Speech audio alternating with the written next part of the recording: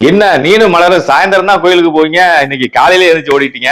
மலரோட பேரனுக்கு 7:30 சனியா நடக்குதான், அதனால கோயிலுக்கு வேண்டிட்டு விளக்கு போட போனோம். பரவாயில்ல, நல்ல விஷயம் தான்.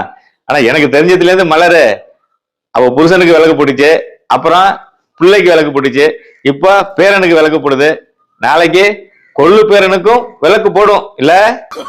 உங்க லொல்லு இருக்க போடும்.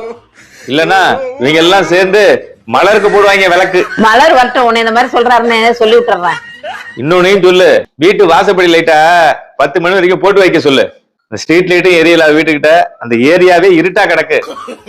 ஒத்த லைட்டு 10 மணி வரைக்கும் எரியறதுல லட்சக்கணக்கில கரண்ட் பில் வரப்போகுது.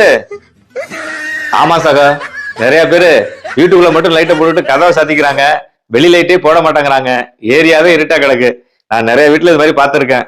இனிமையாவது வெளி லைட்டை 10 மணி வரைக்கும் போட்டு வைங்க.